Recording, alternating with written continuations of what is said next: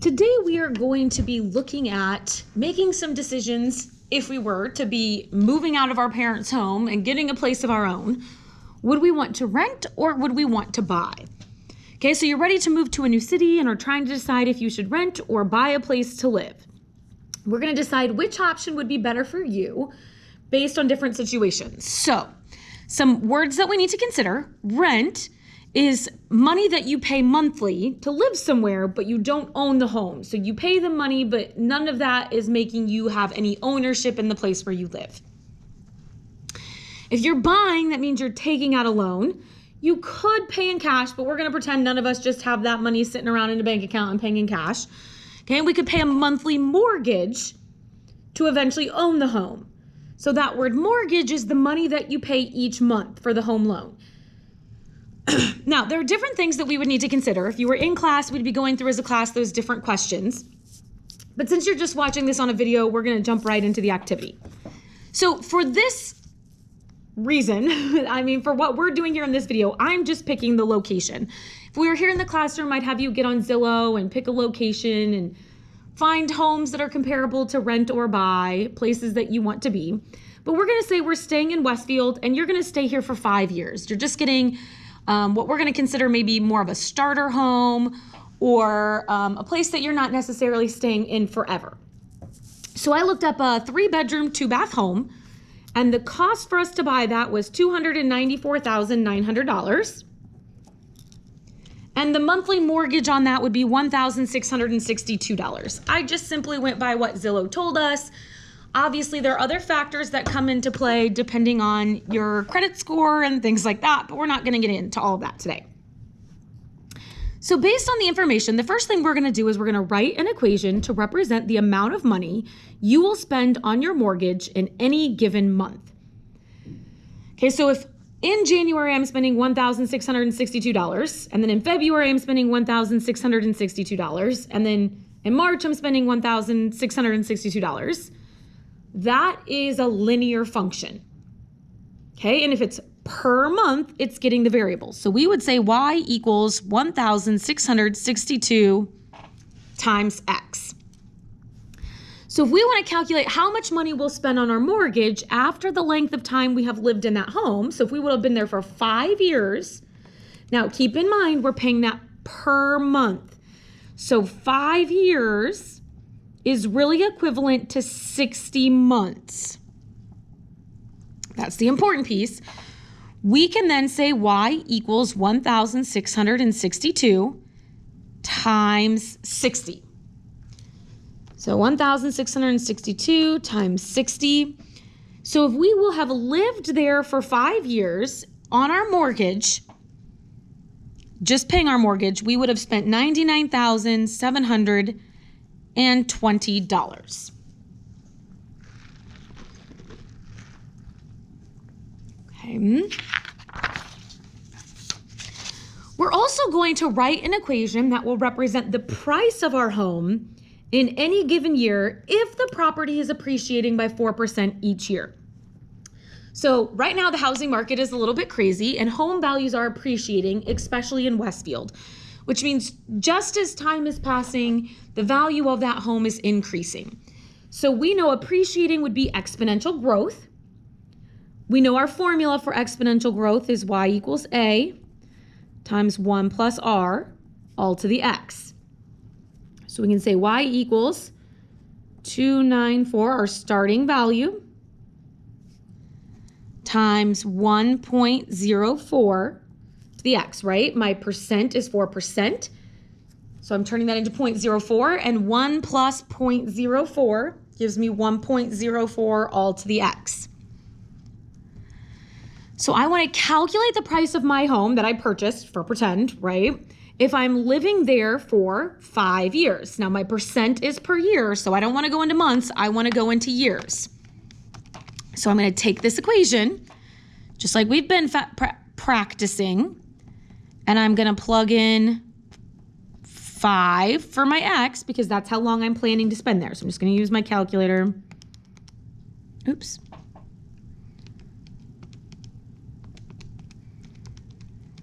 I'm going to do that to the 5th. So if we plan to stay there for 5 years, we might think that the price of the home is going to be $358,790.94. Okay, this is the price we'll be able to sell our home for, right? That looks like good news. We purchased our home for $294,000, but we're going to turn around and be able to sell it for $358,000. There's a small catch with this.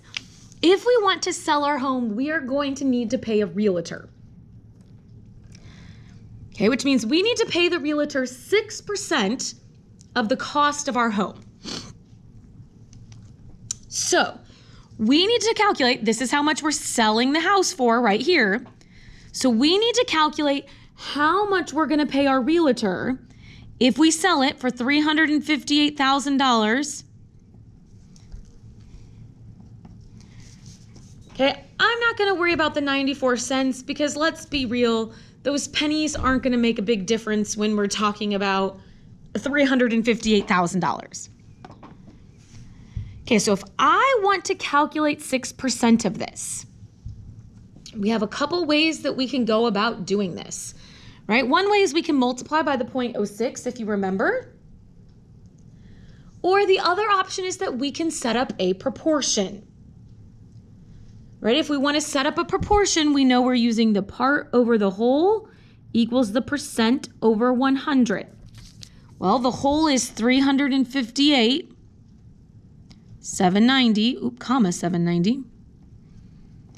And so we could cross multiply this and solve. Either way that you want to go would be fine with me. 358,790 times 6.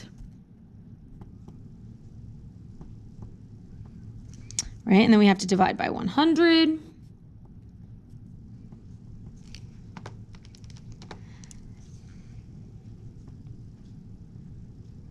You might go, oh my gosh, that's a lot of money.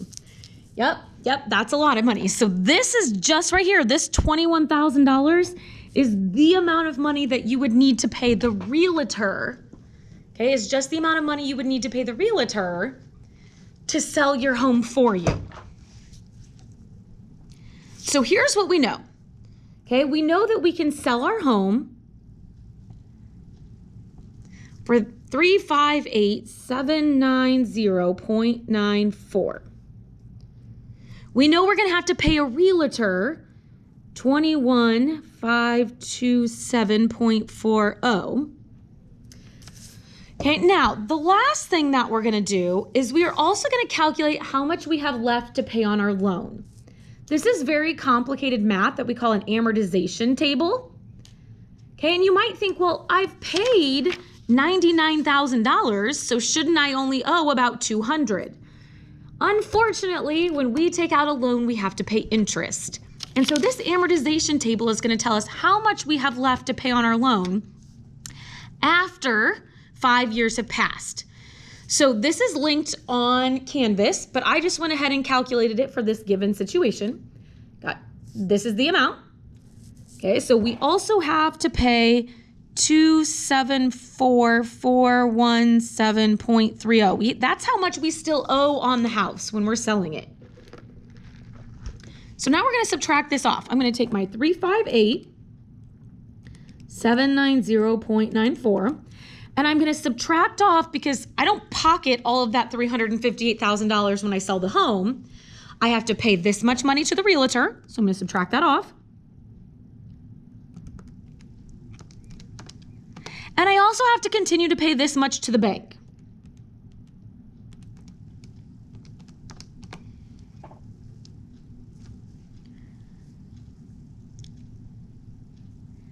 Okay, and when I finish with that, I get 62846.24.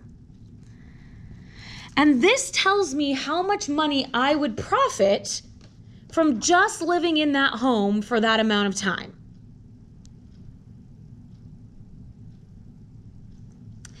Now, here's the deal. The housing market isn't always in this situation.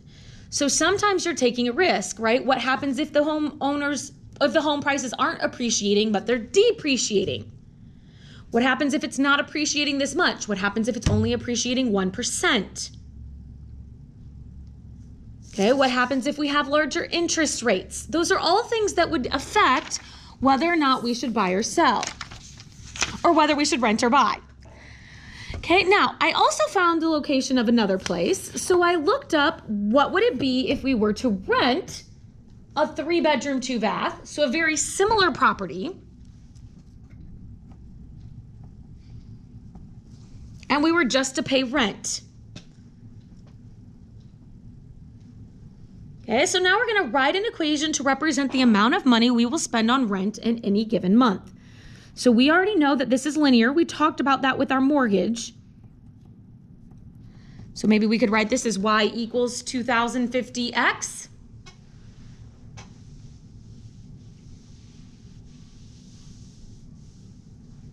Okay, then we're going to calculate how much you'll spend on rent over the length of time you plan to live at this location. So if we plan to live there 5 years, we plan to be there 60 months.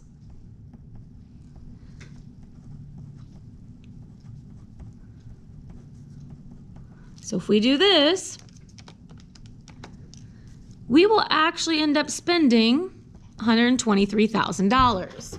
But when we walk away from the location when 5 years have passed, we don't have a home to sell. We don't have anything to put money into. So we would then be looking at this and saying, okay, is it worth it for us to deal with owning a home and making this money at the end, or risking that something could change with the market? Or do we just want to go ahead and spend this money on rent and be out the $123,000 at the end?